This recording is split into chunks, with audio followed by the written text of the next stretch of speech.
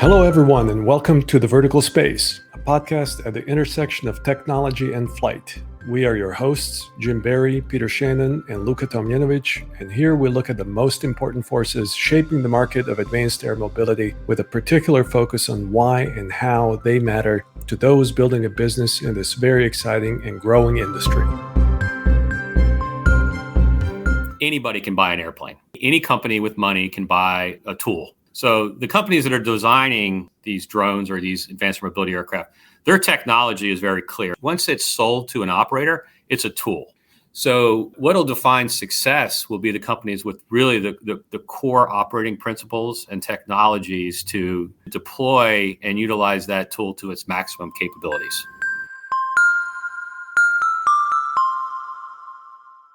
Hey everyone, welcome back to The Vertical Space and a conversation a lot of you have been waiting for, a talk with David Stepanek, the Executive Vice President and Chief Transformation Officer of Bristow. David is leading the transformation of Bristow by introducing the next generation of advanced air mobility aircraft. Bristow describes itself as the world's leading provider of helicopter transportation to energy customers, search and rescue, and aircraft support solutions to government and civilian organizations. I'm sure all of you know who Bristow is. So where we often talk to those building vehicles in advanced air mobility, here we have an industry leader who is committed to the opportunities of advanced air mobility and is confident that AAM will improve Bristow's performance, reduce costs, and improve their position with sustainability. David and Bristow believe there's a first mover advantage in advanced air mobility, and using their IP as a currency and with their leadership position, they can take advanced air mobility forward safely and effectively. Their target markets are supporting the energy companies, middle mile cargo, and the airport transfer market. Listen to what they project will be a meaningful cost reduction of advanced air mobility versus the helicopters they're operating today, both in reducing upfront capital requirements as well as reducing long-term operating costs. They believe they can reduce their direct operating costs by 60 to 70%. He believes Bristow will receive a meaningful return from advanced air mobility around 2030, with even a heavier contribution by 2035. David believes companies that are vertically integrated like Joby and Archer are more likely to be successful operating the aircraft that they produce. Listen to what David believes has changed the most in the last 3 years with advanced air mobility, including how EASA and the FAA are making significant improvements in certification, and the areas where he recommends caution and to be careful of the hype. And that although urban air mobility will eventually be successful, it will probably be on a longer time frame than most are thinking today, that there are a number of risks and challenges most are not considering, and to scale will be much more difficult than it first appears. You're going to have to listen to the section where David believes is the most value in advanced air mobility, from OEM to operator to MRO to infrastructure to systems, and his impression of where the greater value is, and this may come as a surprise to some of you. As much as David and Bristow are leading their industry with the advanced air mobility, he's also careful, realistic, and pragmatic in his approach. This is not a cheerleader or one-side promoter of advanced air mobility. He has, and you'll be listening to, a balanced perspective. Many thanks to David for joining us, a terrific discussion, and to our listeners, we hope you enjoy our conversation with David Stepanek as you innovate in the vertical space. This episode of the Vertical Space podcast is brought to you by UAvionics. UAvionics is the leader in low size, weight, and power certified avionics for manned, unmanned, and advanced air mobility aircraft. Let UAvionics help you achieve your goals, whether that be type certification, airspace access, or beyond visual line of sight operations. UAvionics has certified and certifiable communications, navigation, and surveillance avionics for your aircraft. So head over to uavionics.com or Google it to see how you can start flying safer and move your platform forward into shared airspace.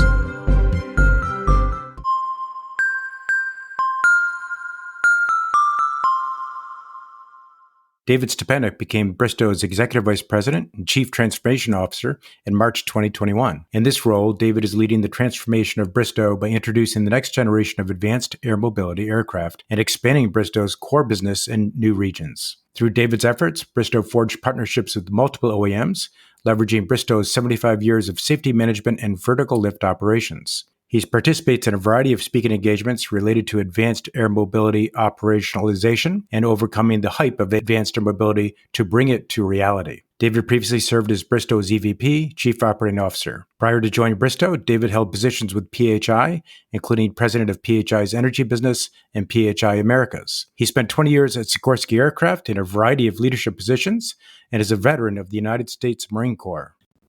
David, welcome to the Vertical Space Podcast. Is there anything that very few in the industry agree with you on? Great question. I'm going to gauge the industry, of course, for advanced air mobility and step away from our traditional services of rotary wing and helicopter transport. I do believe there are few that do not agree with this completely. Many are more of a wait and see mode in terms of advanced air mobility. We at Bristow believe that it's a parallel path. It's really part of our core. It's just using distributed electric propulsion systems, and that we could help evolve and bring advanced air mobility to reality. But when I look across the industry, I don't see many of my peers, or Bristow's peers, I should say, following suit with us and taking a more, I'll say, either wait and see or conservative approach to it. So I believe that is going to propel Bristow even further to be a leader in this advanced air mobility industry. It's funny you bring this up because that was one of the questions that I wanted to ask you. The point that you bring up, some established organizations are taking this approach where they want somebody else to prove the demand and just overall de-risk the investment. So can you elaborate on both sides of this coin? Absolutely. Our vision, Bristow's vision, is to be a leader in innovative and sustainable vertical flight solutions. And in order to accomplish our vision, we have to look at all the different technologies that are available. And if we want to be a leader, we got to take a step forward. We were in a very fortunate position post the merger of the Bristow Group and Era Group that provided us with the type of bandwidth that was necessary in terms of our balance sheet, our business, our global footprint. And at that point, we started looking at just what was Bristow going to do to grow. We wanted to grow our search and rescue business, our government services business, which we've done quite nicely with new contracts and the renewal of the UK SAR-2G program. Our energy business is a great business. It provides good cash flows, but being an oil field service company is not necessarily what you would consider a growth type business. It's a good business, it's a sustainable business. And we wanted to use those cash flows to look at what is our opportunity to grow Bristow, and not just grow Bristow, but grow it sustainably. So it led us down to the revolutionary technologies of advanced air mobility. And we put together a very small team. At the very beginning, it was just me really doing quite a bit of research and speaking to a lot of the interested parties, whether they were OEMs or technologists, investors, infrastructure providers. And we were able to formulate really where Bristow fell into the value chain. And that evolved pretty quickly to, again, peers aren't following. This is a revolutionary technology. We at Bristow are really an evolutionary business. We've been around for almost over 75 years, just 75 years this year, actually. So we know that we could take the intellectual property that we've derived over those decades of working in vertical flight and apply it to this revolutionary technology. So we quickly learned that we could not just be a leader in the business, but be a leader in bringing this to a very safe and pragmatic entry into the market so that we can gain the acceptance of ourselves, the regulators, and the general public. So we now see ourselves really as an evangelist in this industry and want to be the ones that really bring it across the goal line to make it a reality for the future.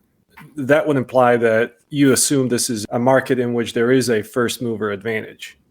Well, in a couple of different ways. On the business side of it, we believe that the thesis, of course, is going to be this. It's going to be a bit of a slower process for certification. The production of the aircraft, just like any new air vehicle, will be limited at the very beginning. And being able to have, through the work that we've done, using our intellectual property as effectively currency to get positions in air and get positions and relationships with the OEMs and with infrastructure providers will give us access to the aircraft before the general market would have it, those that are waiting and seeing. And that'll allow us to really set the pace and set the market and be able to penetrate markets that we don't operate in today, and because of either cost of helicopters are very expensive to acquire, they're very super expensive to operate, There's the noise concern, the general acceptance of aircraft in certain public. So we look at it in that way, as well as kind of being more esoteric and thinking that, we can not only be a great business leader in this, but we can bring this sustainable aviation forward safely and effectively. And being that early mover, I think, gives us those great opportunities. What might be a valid counter argument that your peers might say to support their strategy of waiting and seeing?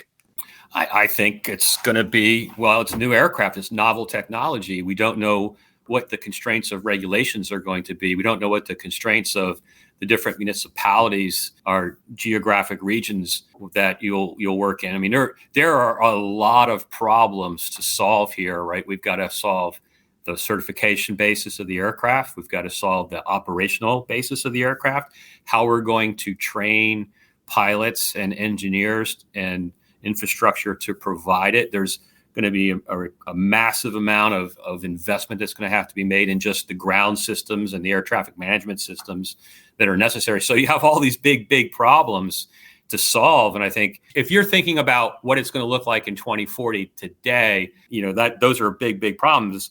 But what we're doing is we're taking each step by step. We're taking that pragmatic approach to it. We think that we could take this novel revolutionary technology and put it into our current business case supporting energy companies in a very, very limited fashion to prove that technology out. That will allow and sometime validate some of the investments that are going to have to be made in the infrastructure, in air traffic management, in education, in training. So that could be the counter is you're thinking about massive amounts of capital at risk without a proven technology. None of these aircraft are even certified yet. So why should I get in line for it? And once they're certified, I should be able to buy them. And I think all those are valid arguments, but somebody's got to lead it. And somebody with the technologies such as what we have, I think is important for us to step forward for aviation. David, tell our listeners, what are some of the use cases for advanced air mobility for offshore requirements, kind of your core missions? Yeah. So, we actually have laid out a few different business plans, our initial concept of operations, and we don't actually have that flying passengers to the offshore locations yet. I think it's going to take a bit of time improving the technology out.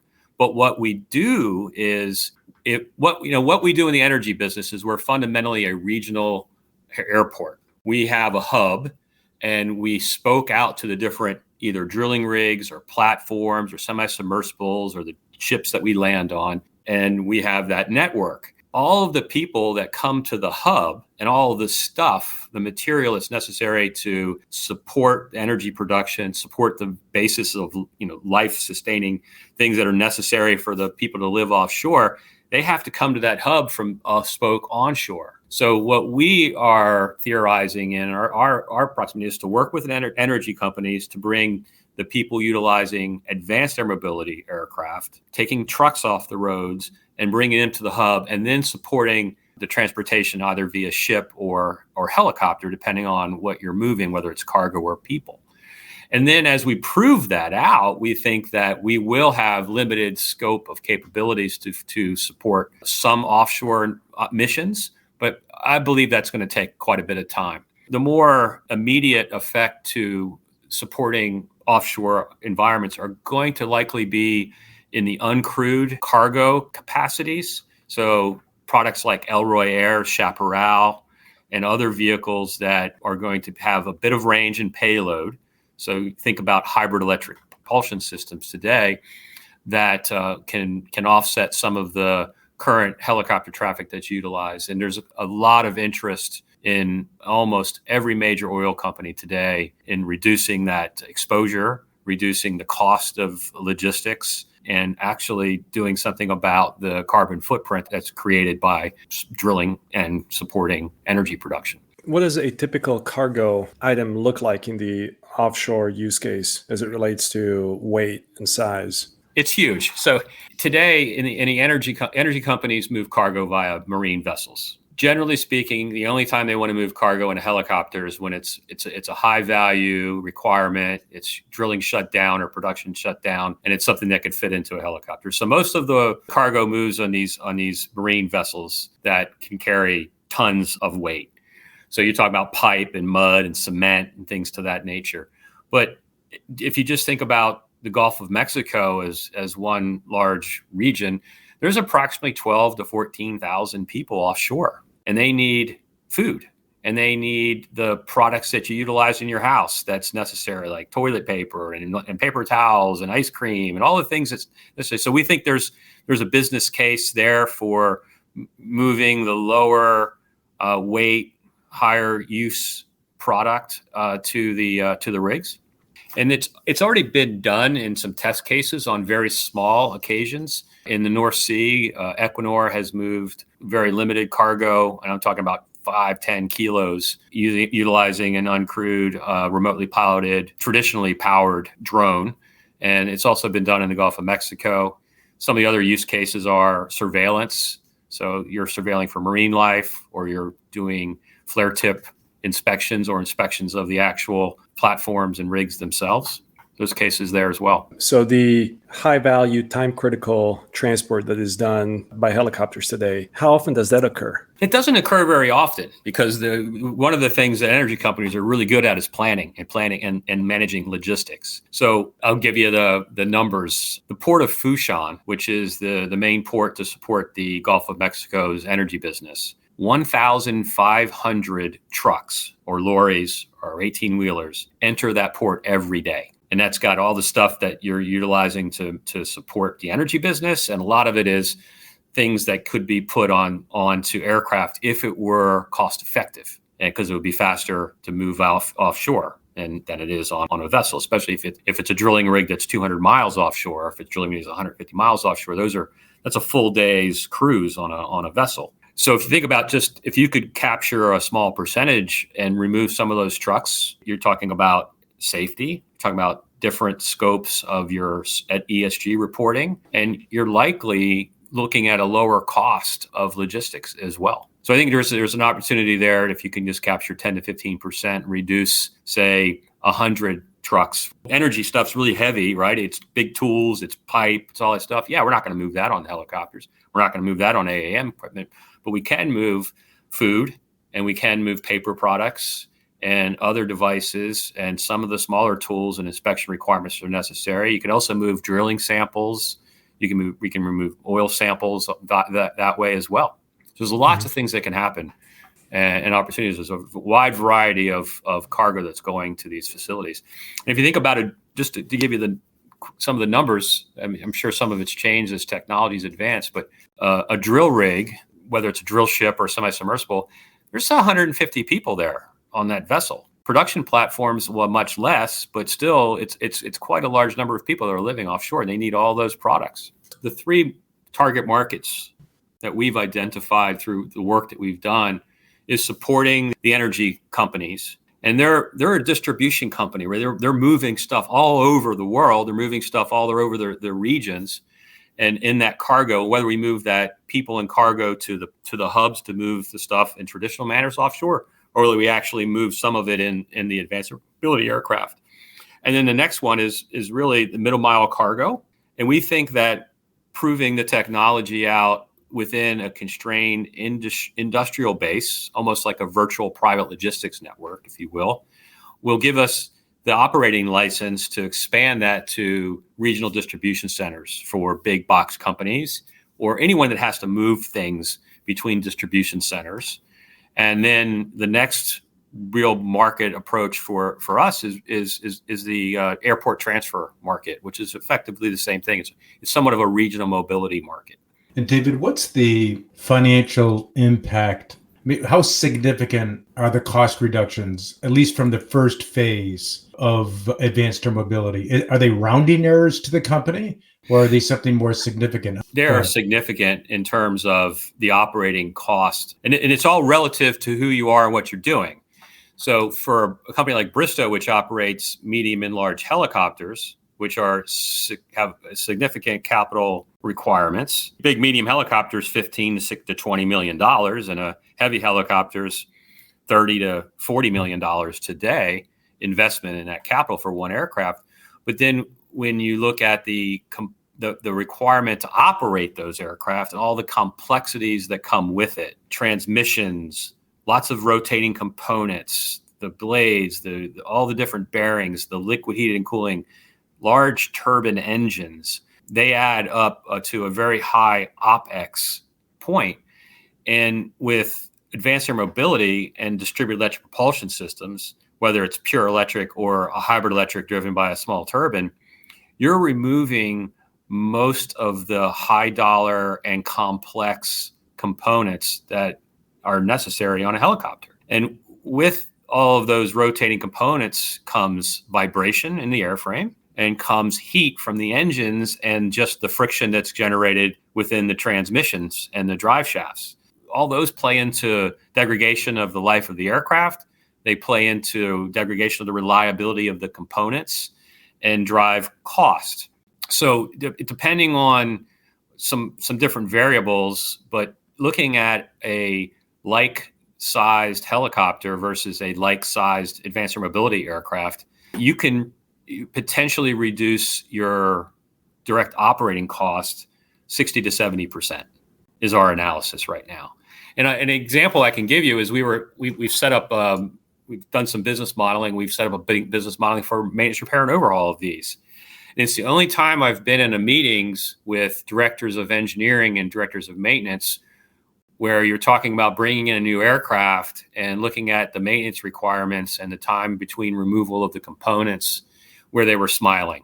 You're making engineers and mechanics very happy. When you're saying, Dave, 60 to 70% reduction, are you accounting for the operators on the drone side and obviously the pilots for the helicopters, but all the supporting infrastructure that comes with operating a drone? That's also part of that business case? Well, I'm looking at it. We're looking at it in the crewed aircraft. So we're assuming there's pilots in these machines at the beginning. When I say 60 to 70%, I'm talking about the direct cost of the material replacements and the cost of energy versus the cost of fuel. So we're assuming a certain cost of kilowatts and battery size. We're also assuming a relatively conservative approach to the battery that needs to be replaced and what its value would be post its useful life. So all that's added into that. It's not necessarily setting up the terrestrial requirements for remotely piloted aircraft or the satellite requirements. Now there is some. We track all of our aircraft via satellite, so we're using a lot of satellite bandwidth now. So we don't think that's going to be a big difference for us. It's really the removal of the complexities of the flight control systems, the drivetrain, and the powertrain of traditional helicopters. If you look at the Beta Technologies ALIA 250, it's a similar size and capability of a Eurocopter H-135.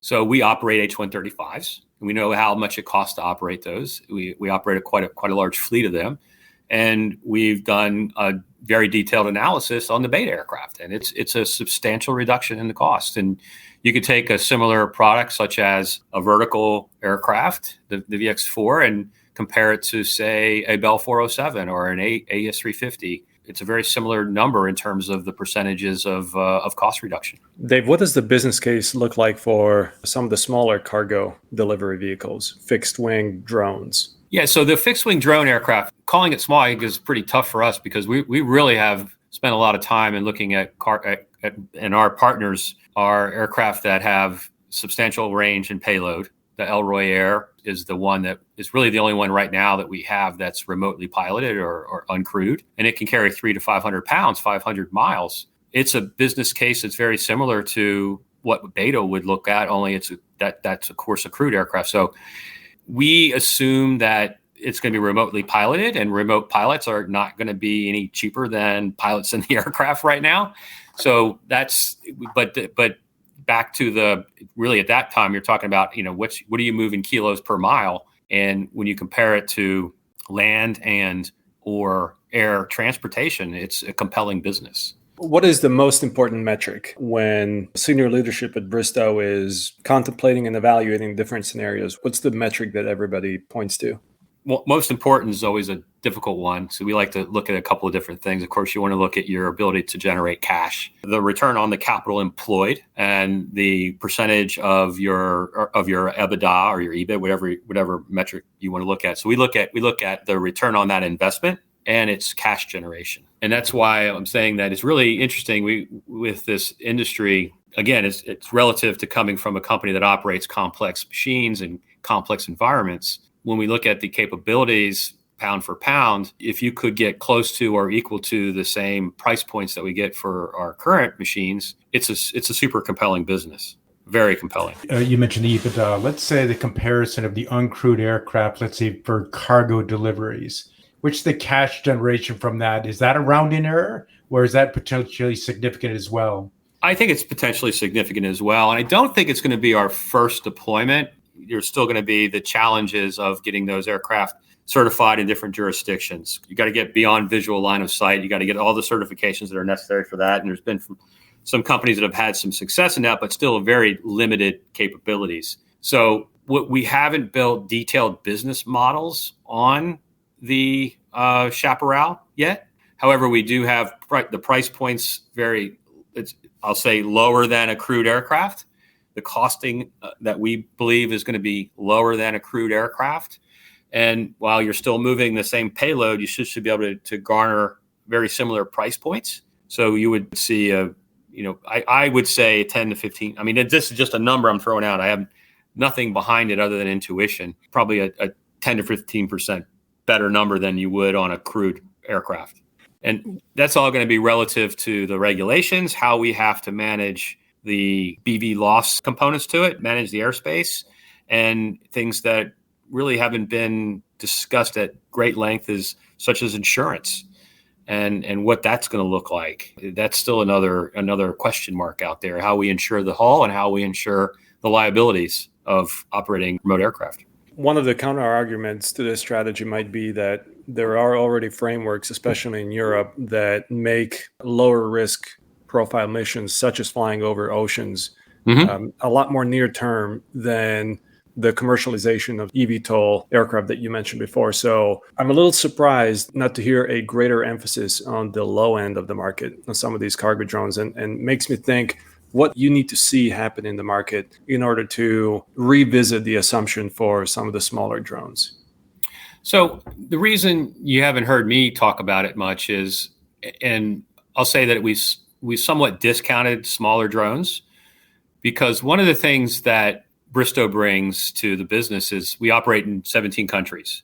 We have 12 operating certificates, and the types of vehicles that we operate have a very clear barrier to entry.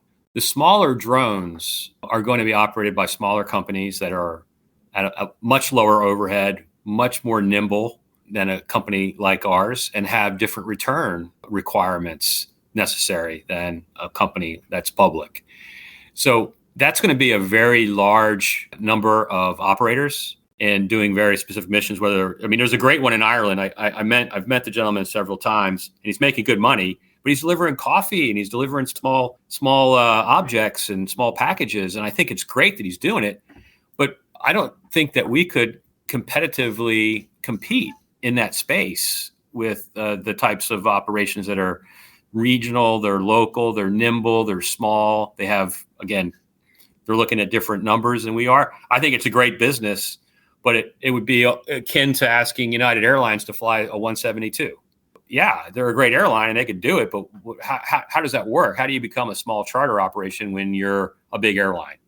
And so that's why we've really focused on calling these aircraft somewhat of a transport category size aircraft, where we can move substantial amount of payload and people. That's our core business. So I don't want to differentiate from our core business, but I also don't want to say that that's not a good business. It's a good business, but we can't do everything. So when we looked at the value chain, we wanted to put ourselves into a place that's close to our core, that we could leverage things that we do today.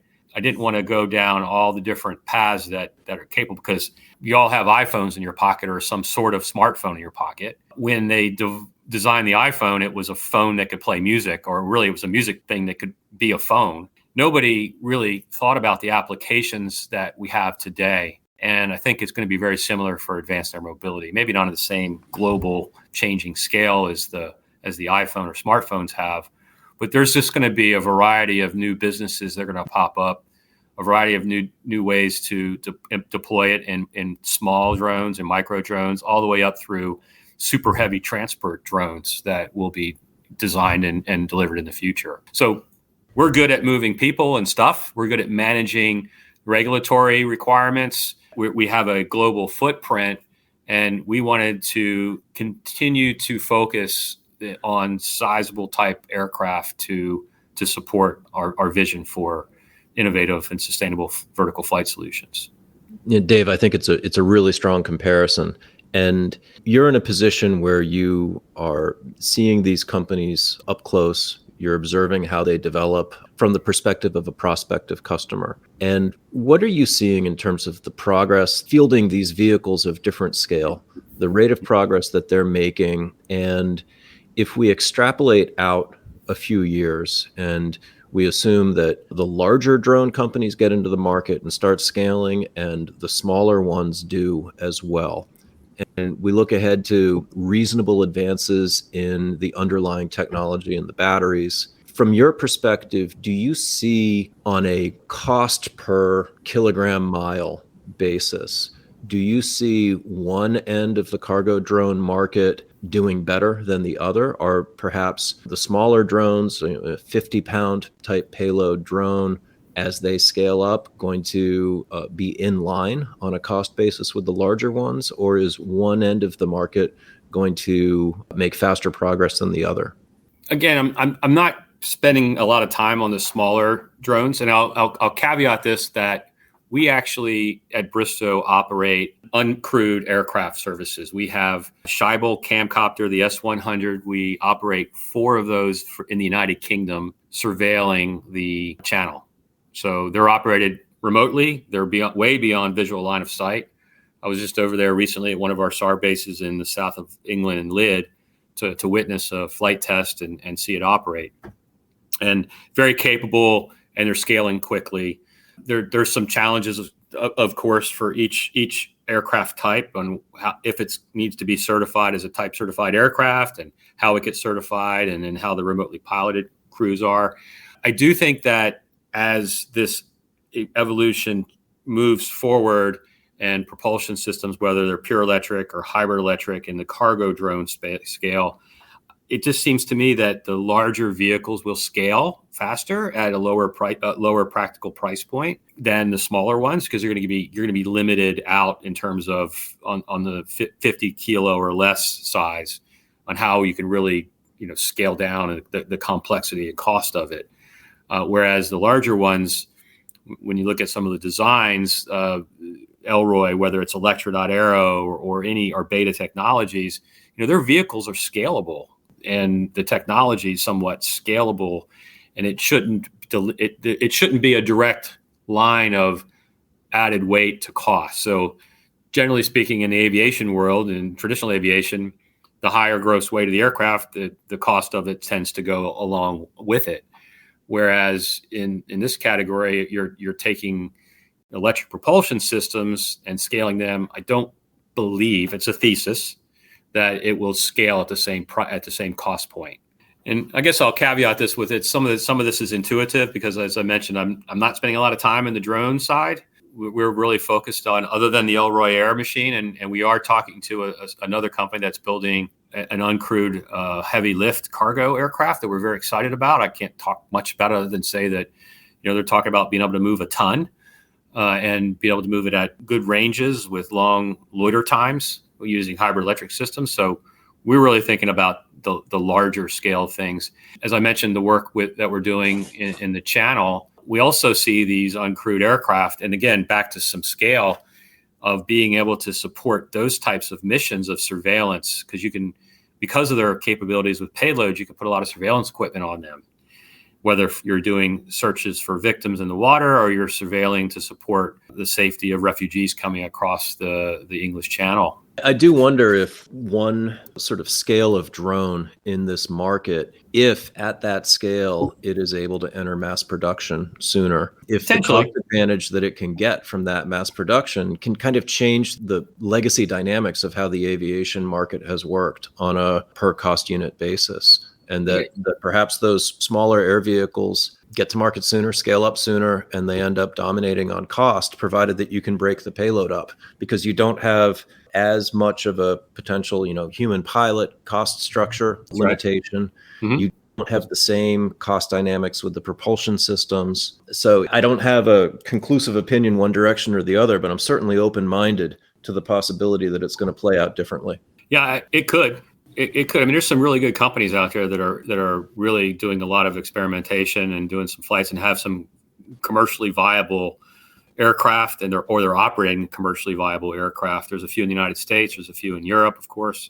That's exciting. I think there's certainly a great opportunity there for the market as energy sources change. I mean, many of these small drones are really operating on reciprocating engines or a small turbine today.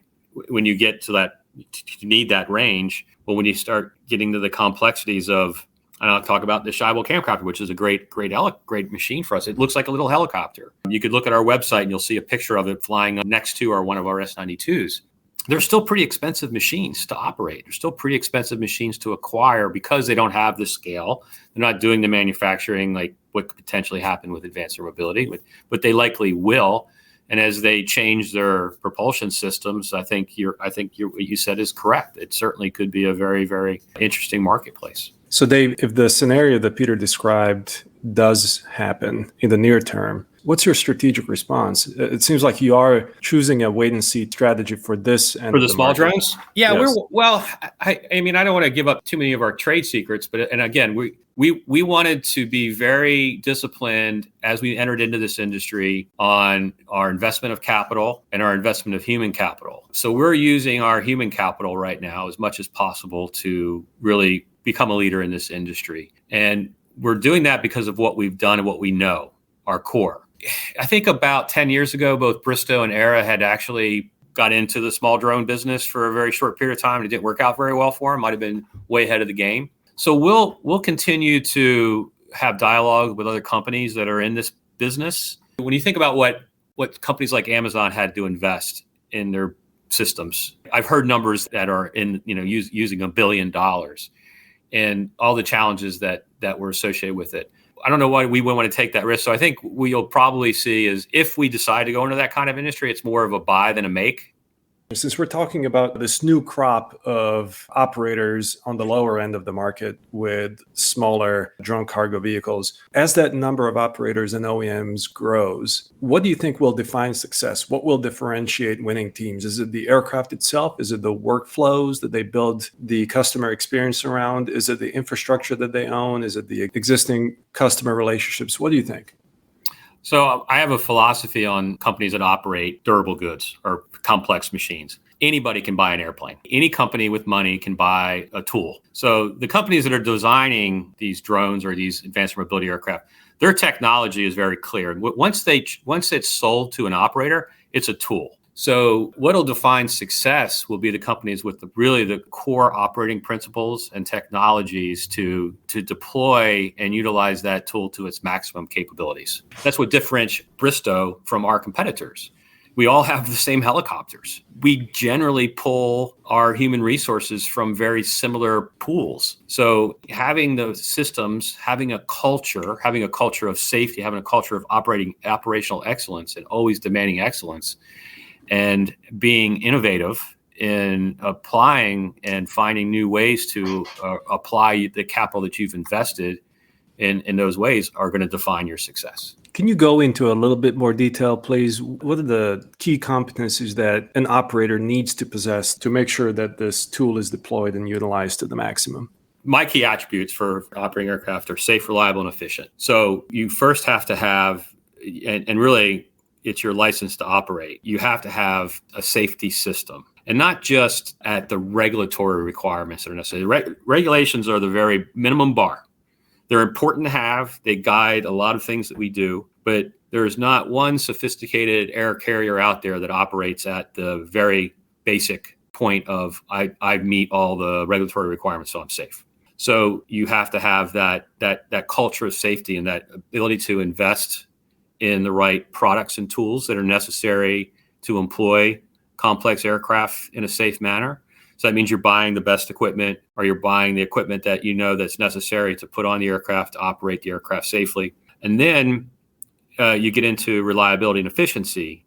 And then reliability and efficiency comes down to the systems, the management systems that you've put in place, your operating procedures, your maintenance systems, your fatigue risk management, all the elements that can differentiate you from your competitors.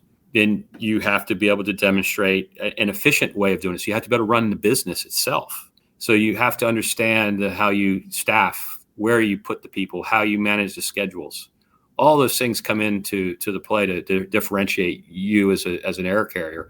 I mean, if you could just think about, I'm not going to name airlines, but you could pick an airline who's everybody's flying a 737, but the customer experience, the value proposition, and the company's performance financially and safely really reflect all of those safe, reliable, and efficient modes of running an air carrier. So do you think that the drone operators converge to an airline business model? And if so, is this an attractive business model as far as I don't know if they converge to an airline business model, but they have to have a model that's safe, reliable, and efficient, or otherwise they're just wasting their capital that they're employing. So they've got to sort that out. And what that means, what that looks like, I really don't know. I don't know it's an airline model, but it's you have to recognize you're an air carrier. You have to consider all the elements that could happen, the risk management of flying aircraft around. Here's, wild scenarios, but even on a drone, say you're flying a drone over a congested area and you've got all the regulatory requirements that are necessary, but you know that there's a flock of birds that are constantly in this area. And for whatever reason, you fly through it and a bird hits it, takes the aircraft down, and it hits something that's valuable or hits some person. I mean, those are the kind of things that you got to really consider, all the different elements. So you got to think about all the different risks that are associated with it. And perhaps you chose that route because it's the quickest way, it's the least cost per mile, but you're putting your asset at risk. Do you have the culture to say, I should take a left turn here and go around this known area, or I should fly higher and slower, so in case a bird were to hit it or it were struck by some object, that it wouldn't cause damage. Those are the kind of things you have to consider. How much time do you plan between the introduction of a new aircraft type into the fleet until all of the management systems, safety systems are in place to ensure a safe, reliable, and efficient operation of that new tool? I mean, on a calendar speaking, we have launched new aircraft. So we were the first customer in the United States for the Leonardo 139. In a previous role that I had, I was the first customer. Actually, I sold the first S-92, so I put that into production. We've done 412s, 407s. You can pretty much name the helicopter. We were either the first, or have we people here that were the first. So it's about an 18-month process. When you start conceiving that you're going to take an aircraft, you go through all the training that's requirement to retrain your engineers, train your pilots. You go through the process of working with the local regulator to put it onto your operation specifications, and you write the operating manuals that are necessary. And then you write the procedures for maintenance and how you're going to manage your scheduled removals and scheduled inspections. That takes about 18 months. What elements of advanced air mobility for Bristow would you say are going to be deployed on time? You have high confidence they're going to be deployed on time, and they're going to make a meaningful change to the company. On time's a difficult one. I guess it's relative to whose time is on time. We're taking the approach on certification of these assets that nothing is going to happen on the schedule that everybody thinks it's going to happen on. So again, we've employed our capital and our human capital to that effect. We think that the first vehicles will go into our operations, as I mentioned earlier. Our initial concept of operations, and I made this public before, is the virtual private logistics network, supporting an energy company or supporting some sort of large logistics company. We've got a lot of interest in that. It's an area where we already have the embedded infrastructure in place to support it, whether that's in the United States or Europe. I do tend to believe that initial operations and the way things are moving on the air carrier certifiers, EASA, FAA, ANAC, that Europe will be first, and that we will play a meaningful role in the deployment of some of the initial aircraft. Whether those aircraft will be a meaningful contribution at the very early stages to Bristow, I don't believe they will be meaningful in the first few years. So what we've planned is relatively starting to get into meaningful returns, a meaningful revenue stream with meaningful gross margins in the 2030 timeframe, and then really heavy contribution 2035. And that would be in the deployment of that vertical private logistics, middle mile cargo, and regional air mobility. And that regional mobility is probably going to be the early stages of airport transfers, and perhaps some, if you think about back to Texas here to Houston, a lot of tough traffic here. It's not just traffic, urban traffic, but it's really regional traffic, just trying to get from here to, say, Austin or here to College Station, where it's within the range and capabilities of some of these advanced mobility aircraft. We think there's meaningful routes there that will support that in the 2030s. Because we have to prove, I'll go back to the very beginning of safe, reliable, and efficient. We have to, once the regulator certifies it, we have to prove to ourselves that we can operate it safely, efficient, reliable. And then we could prove out via our customers and how we operate to the regulators to allow us that expansion of the applications that will likely grow and grow and grow. And I do believe companies that are vertically integrated, such as Archer and Joby, are going to be very successful.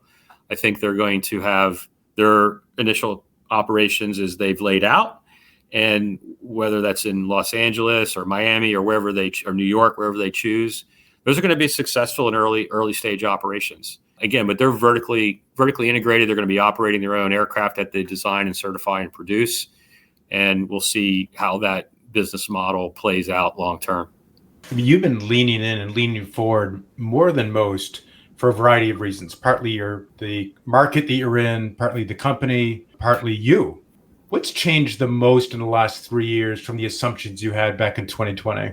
What's changed? It's a really good question. I mean, I was just at the Paris Air Show, and the recognition that these aircraft are going to happen and are coming into the marketplace has changed. In the beginning, when I first started looking at this, and I go a little bit further back, a very close colleague of mine from my days at Sikorsky had built what was called Project Zero for Leonardo in 2011, which was an eVTOL aircraft. It was just a demonstrator. It wasn't anything commercially viable, but it demonstrated the capabilities of distributed electric propulsion system, electric motors, driving a propulsion system that could hover and fly forward. So I looked at that and I thought in my days that, okay, this is great. It's going to take a company like Leonardo or Boeing or Airbus or Sikorsky or now Lockheed, because certifying these vehicles is $1 billion in 2015 dollars, right? It's probably more like $1.5 billion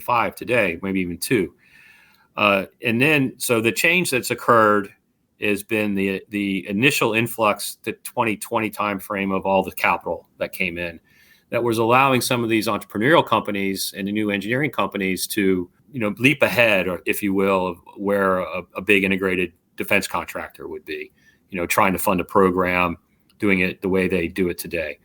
So you had that velocity of all this capital that came in. That capital certainly has somewhat slowed down, if not dried up. But now that they're getting aircraft that are built, you have flight test demonstrators that are coming into play. They're actually conducting real flight tests with vehicles that are either very close to their finished product or at their finished product. And you see crewed aircraft flying, such as Beta Aliyah. You'll see Electra.Aero's Goldfinch flying soon. Vertical Aerospace has flown with a pilot or hovered with a pilot, and they'll be doing some more flight tests.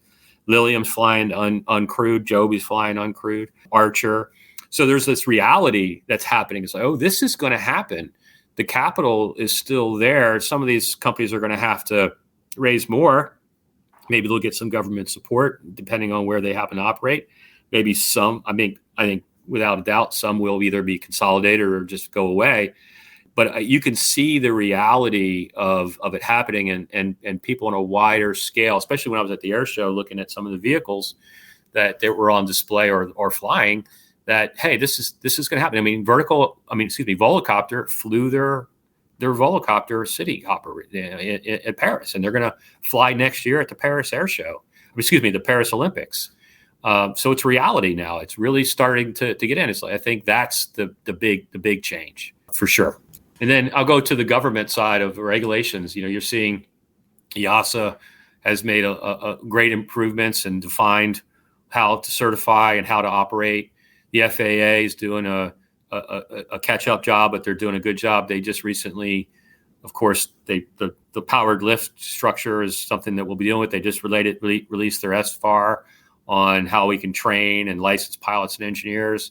They published just the other day AAM implementation plan, which I read thoroughly. It's very generic, but it's following the same types of philosophies, at least on the operations sides, that we've been discussing and evangelizing for the last couple of years. Pragmatic approach, walk, crawl, run. Jim, I think you've heard me say this before.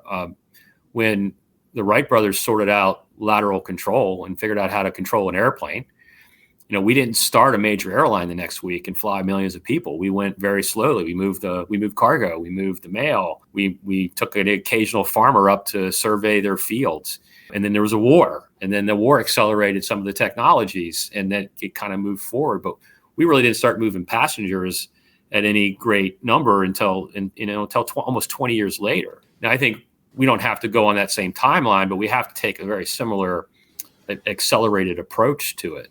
Dave, what are the things that you'll need to see with these new vehicles that are coming across the AAM market to convince yourselves that you can operate them reliably and efficiently, other than certification? Right. Yeah. Well, it's great. It's a great question, because we spend a lot of time implementing that in our agreements and our discussions with our partners. Besides certification, we need to see the capabilities that we've signed up for. So will the aircraft actually fly as far and carry as much as you have told us? And what are the constraints going to be on the environment that you're operating in? Are we only going to be able to operate in a very nice 20-degree day with no wind?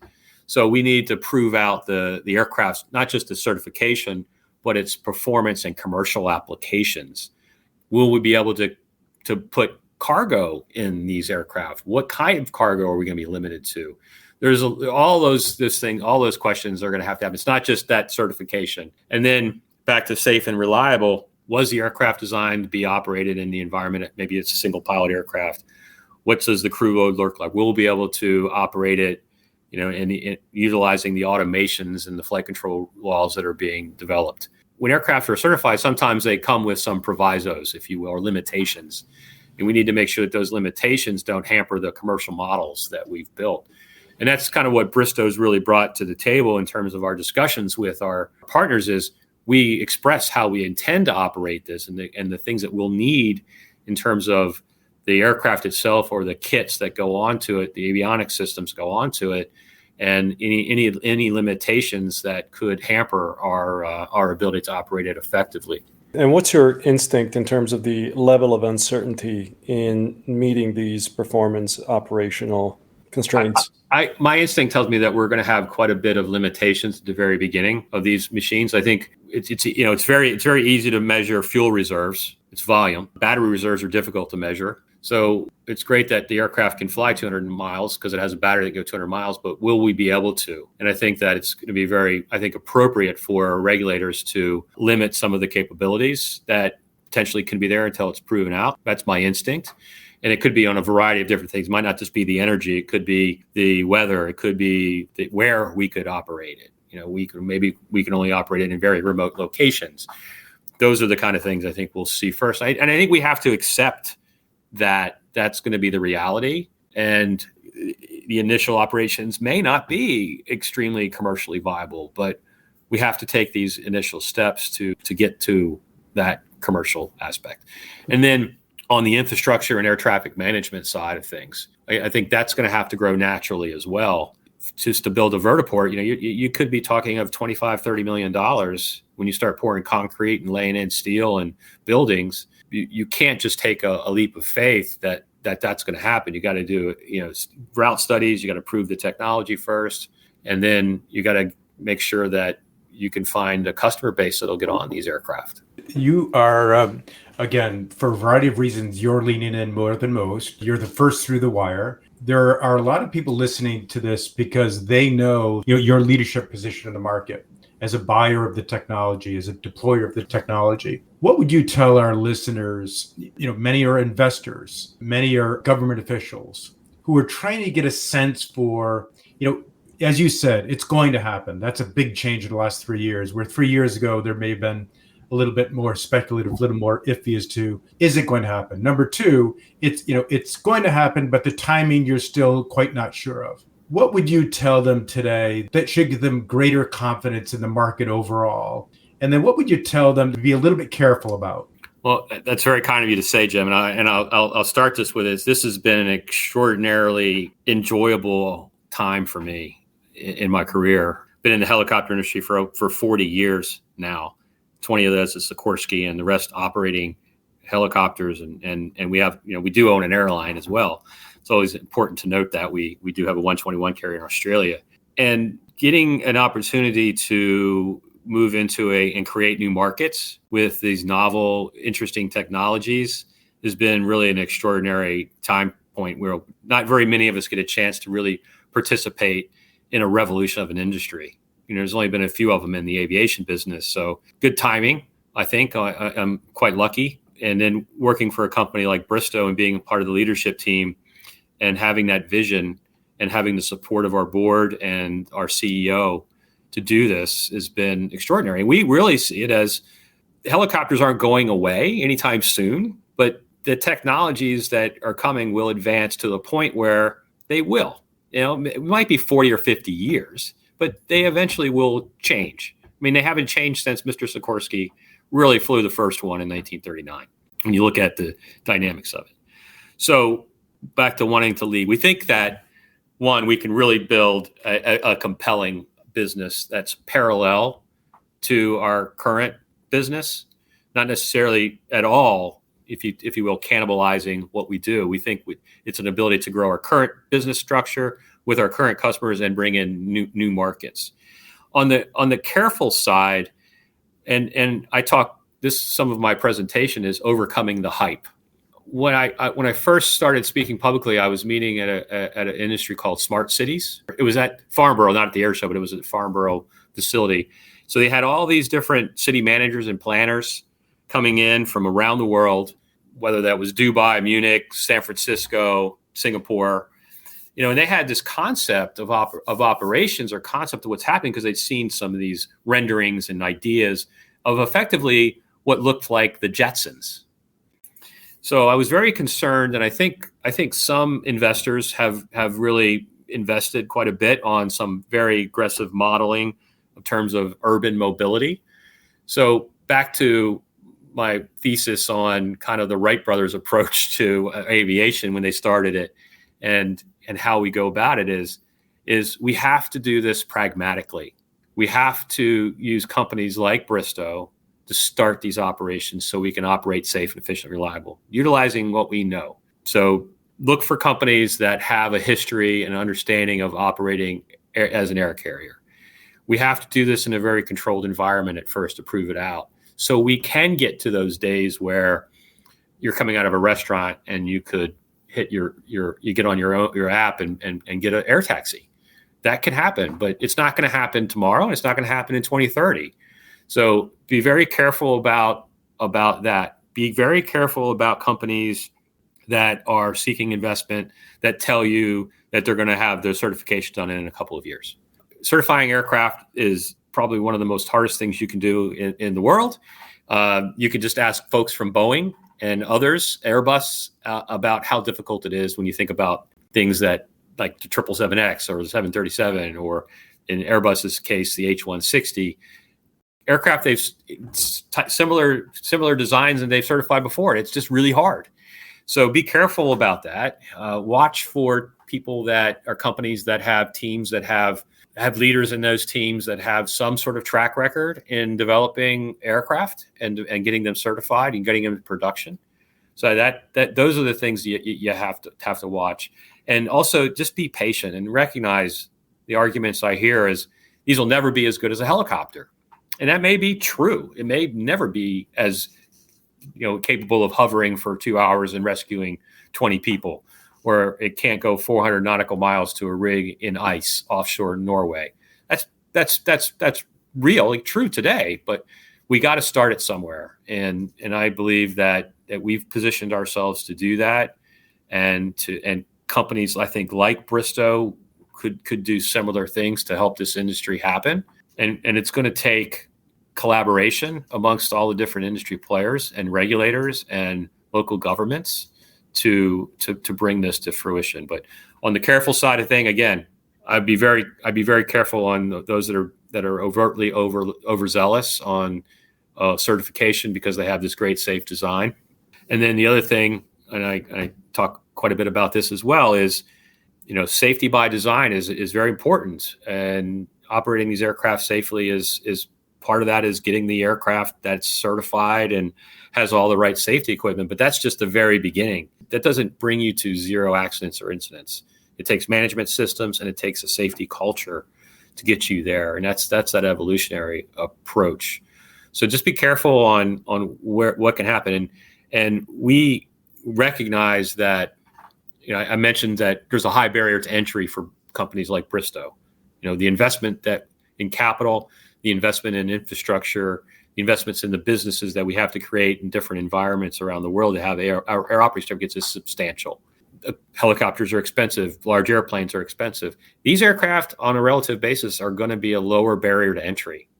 And there's going to be opportunities for companies that are new and can see that could be a compelling business, and they can attract capital because there's quite a bit of capital out there that wants to invest in sustainable aviation. That could be a problem because they say, well, I'm buying a safe aircraft and I have different values of that. It's easy to say I'm safe. It's hard to do it. So you got to watch for companies like that don't have that type of safety culture or track record. Where do you think value capture opportunity will be greater, with the OEMs of these air vehicles and drones or the operators? I'll throw a bone out to Oliver Wyman. We've worked very detailed with Oliver Wyman to build that value chain and to look at the general market. What's the prize? And then we've scoped it down to what can Bristow win? What's our right to win? And what's the size of that prize? And when you look at the different elements of advanced air mobility, let's just break it down to OEM, operator, MRO, infrastructure provider, and then the systems and the air traffic management and the passenger management systems and the communication systems that are going to be necessary, both satellite and terrestrial. Via their study, that latter is about 50% of the market. The rest of it is 10 to 15% broken up between the other elements of OEM, operator, and there's MRO and training you could lump together. So I think probably 15% of that market is going to be the OEM, and 10 to 15% is going to be the operator who's probably got an MRO and training system in there. And then the rest of it's going to be divided up amongst some other infrastructure providers and things of that nature. But, you're not seeing companies like Microsoft and Google getting in. You're seeing Microsoft, Google, Amazon getting into this. They're getting into it for a reason, because that's going to be big. Air traffic management side of it's going to be big. And the technologies to operate these aircraft, whether it's remotely piloted, uncrewed completely, autonomous, or crewed, is still going to need a lot of data and communications. Who are the operators out there that you think are doing it right, David? Back to my initial point of having companies like Bristow, we recognize that there's just some new players that are coming in and that have not operated aircraft. So back to some of the core principles of Bristow in being a leader and sharing in safety, we've formed an organization, an aviation safety consortium of advanced air mobility operators. So it's nascent. It's a very small group today. It's being formed into a formal organization shortly. We've got a core board put together. And that encompasses some airlines. It encompasses some of the vertically integrated companies such as Joby and Archer and Volocopter, Lilium. It encompasses big cargo companies like UPS and some of the airline companies around the world, Saudia, and some smaller helicopter operators in Latin and South America. So those are the ones that are. If you go to a lot of these different conferences, you'll see them there, and you'll see us and a few others. And there's a model that we're using. It's from Heli Offshore, which is Bristow's a founding member of Heli Offshore, amongst a few other major energy providing companies like CHC and PHI, and there's a few others involved in there as well. So we formed that organization after some terrible accidents that we had in the early part of the 2010s. And we knew we had to really get our hands around working together to sharing safety information, sharing health of the aircraft, sharing incidents that we have in terms of what we're seeing and with material failures of the aircraft. And we were really able to make a step change in safety, and the data shows that we've done some really, really good work. So the thought that I had was, here we have a brand new industry, and if we could start that now versus starting it when we start having issues, we'll be way ahead of the game, and we can be a voice to the industry for safety, for data, for if regulators need to come to see how we're operating our aircraft. We'll have a very huge database of that in different environments. So that's, I think one of the key points that we're trying to get through as well. Some operators like yourself are working on integrating these technologies into a known mission profile alongside existing operations. Mm-hmm. Other operators are pioneering a brand new mission that is enabled by the technology. From your perspective, what do you see as the advantages or disadvantages of each type of operator, or just maybe a contrast of the evolution of these technologies in the hands of those different types of operators? I think some of the models that I've seen, whether they're doing an urban mobility model, they're going to work early in very limited capacities. And it's a good way to prove out some of the technology, especially with the multi-copter aircraft, because they'll be some of the first certified, and that's really its core mission. For us, as I laid out, I mean, our initial concept of operations is really alongside what we do today, utilizing our current infrastructure and proving it out. And we believe that will provide us both the internal and external, metaphorically, license to move into the different value chains that are out there in regional cargo and regional air mobility, and then perhaps into the urban side of things. When just think about the complexities of urban mobility, I think it's just going to take time for that infrastructure and for that business model to really prove itself out. Because there's, operating an aircraft, a new aircraft comes with a lot of complexities. So a flight test program from an OEM, they may, over the period that they're going from their first flight to certification, they may get 2,500 to 3,000 flight hours on that 2 or 3 aircraft vehicles. So a sum of 3,000 hours to get through all the gates of certification. That's something we'll probably put on one aircraft in 1 year or 2 years. And we're going to cycle it at a higher rate. And we're not going to fly necessarily in a controlled environment. There's going to be different turbulences. There's going to be different temperatures. There's going to be different weather conditions. There's going to be different heavier takeoff and landings. There'll be areas where you'll be landing that'll be confined. So the aircraft will see and have issues because they weren't ever even tested in flight test. And if you go to a high tempo environment straight away, I think it's going to be a struggle to keep the reliability of that service that you're providing. And I also think the people will be surprised that it's going to take more capital invested. They're going to have more aircraft than they believe to support the types of urban transportation. You're definitely putting a little bit of a brake on UAM. You're saying, let's prove it out first in other places, but an awful lot of these companies are counting on urban transportation for their near-term revenue. And I do. And I'm not saying they're not going to be successful, because right. I think it's all a function of focus, time. Right? They're focused. Joby's focused on it. Volocopter's focused on it. Archer's focused on it, and that's the mission that they'll provide. And they have great teams There's some great people within those organizations, but I think it's going to be very limited in capacity. It's going to take, to scale that is going to be very, very difficult. David, if you were going to invest in any one area of advanced air mobility where you think you're going to get the quickest and most significant return in the next couple of years, what would it be?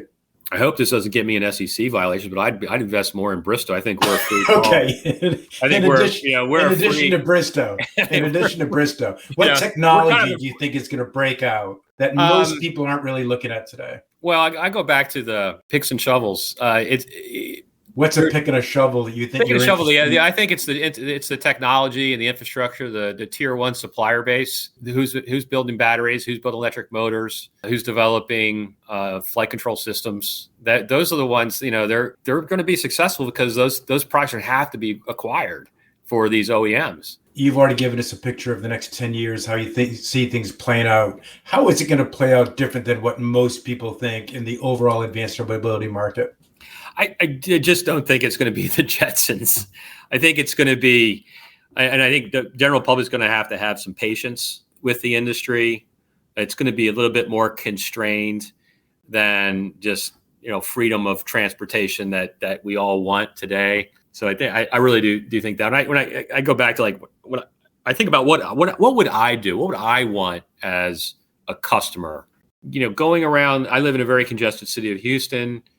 Being able to go we're out on the west side of Houston. If I could go downtown in an urban aircraft, that'd be great. It might save me 5 or 10 minutes. But to me, the value would be if I want to go to the hill country, instead of driving 3.5 hours and probably getting stuck in traffic 2 or 3 times, and the risk of the driving in on some of these highways. I think that's the real value. So I think you'll see that expand more than you would the urban side.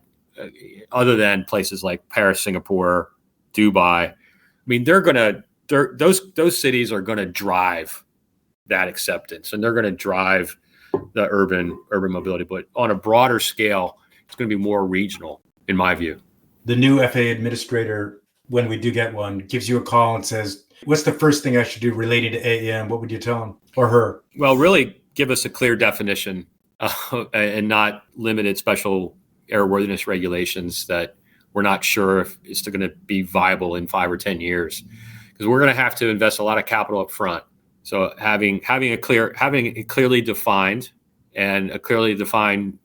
way to certification of the aircraft, certification of production, and certification of operations, and how we can train our engineers and pilots. We don't have that yet, and there's just a lot of debate and discussion going on about it, and really thinking about the new technologies that are available to us to support training and operations. I think that's what we need. Dave, you mentioned some of the different vectors by which these air vehicles are going to scale up unit production and the ways that they're going to start to impact the overall industry. Mm-hmm. What do you think about other parts of the general aviation sector as being an area where these vehicles can scale up? So in other words, in contrast to an eVTOL company that is building vehicles and planning to introduce them into some form of commercial service where people are paying to move an object or to move a passenger from point A to point B, another class of vehicles that are being brought into the market that are sized and priced to be accessible to the general aviation buyer for whatever set of light commercial or private missions. From your perspective, do you see this technology gaining a foothold there, or do you see this technology in some way reinvigorating segments of that market? I do hope that this technology reinvigorates segments of that market. I mean, when you look at the different flight control laws and systems that are being developed, the advanced fly-by-wire systems, the advanced propulsion systems, the advanced avionics and control systems that will not only make the aircraft more efficient, but it could actually grow the base of potential customers, particularly in private aviation. Airplanes are still it takes some skills. It takes hand-eye coordination and some fearlessness to fly an airplane. Some of the things that I'm seeing in the technology being developed, it's very similar to driving a car. It's pretty intuitive. It still takes some skills, but not at the same level. So I think that those applications of the technologies, whether it's getting into the more general aviation side, will help that coin, and it's going to help commuter airlines. It's going to help the private aviation. It's going to help grow GA everywhere. I also think that it will help bring down the price point and cost structure of owning an aircraft. Just thinking about numbers of production, you may start to see, I think with advanced air mobility, there's no doubt, but you're going to see more automotive-like production facilities geographically dispersed versus having one manufacturing location and then the aircraft are distributed to the globe. The numbers are just going to be higher. So that could happen with GA as well. And I really think that, and I got asked this question at the Paris Air Show on a panel I was on, who's the winner, right? Everybody wants to know who the winner is going to be. Who's going to win? Is it going to be electric aviation? Is it going to be hydrogen? Is it going to be hybrid electric? And, my view is that there's going to be, you're going to see the market like you do today. There's going to be different types of vehicles for different missions, going to have different efficiencies. I think current aircraft, whether it's general aviation or whether it's current helicopters or whether it's current big iron, are going to become more efficient. They have to be more efficient. Boeing and Airbus and others are really starting to think about and are working on some of these designs to make their aircraft more efficient, be more fuel efficient, be cleaner and lighter.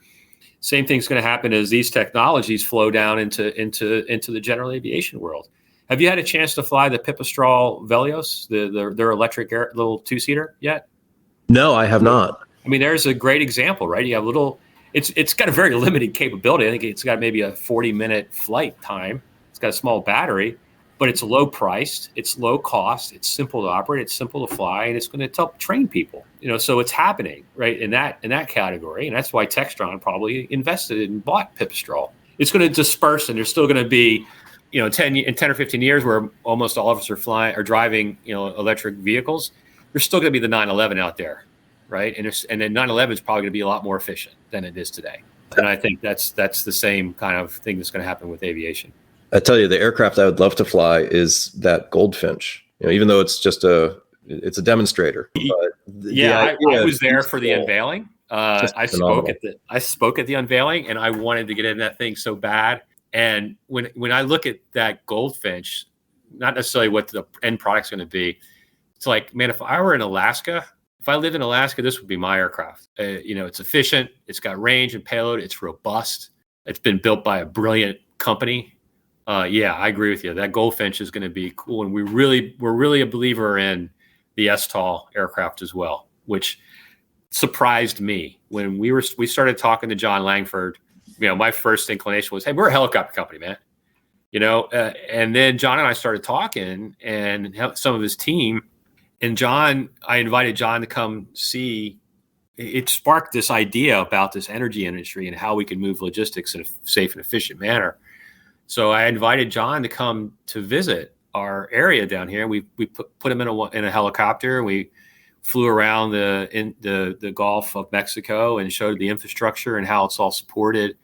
And man, we were able to really come to a really meeting of the minds on this vehicle. I think it's going to be fantastic. And it also appears to have a more straightforward training path for a fixed wing pilot like myself to get the necessary training to check out in one of those versus having to go the powered lift route. Yes, that's correct. And it's good. The certification basis is straightforward. It's an airplane. It's a Part 23 airplane. We talk about this a lot. One of the persons on my team's a former V-22 pilot. So he's a licensed powered lift pilot, and he's one of 350 licensed powered lift pilots in the country. And then that's what I was getting to earlier. What we do, we've got to define a way that make it not just sure that we get high fidelity of training and we get pilots trained in an appropriate and safe way. We have to do it efficiently as well. Otherwise, it's going to be a big barrier for eVTOLs. Thank you very much, Dave. This was a very exciting conversation. Thank you for being so candid and for sharing your insights. I enjoyed this. Happy to do it any other time. It's been my pleasure. All right, that's a wrap for today. Thank you for listening to the Vertical Space Podcast. Reach out if there are topics that you would like us to discuss, and goodbye until the next episode. Unless mentioned, this podcast is in no way endorsing or promoting any person and or company mentioned, and all opinions within the podcast are solely that of the presenters. The Vertical Space makes no guarantees, warranty, or representation of any information given in this podcast. Any information given is for informational purposes and should be used at your own risk. This podcast is for general, educational, and entertainment purposes only.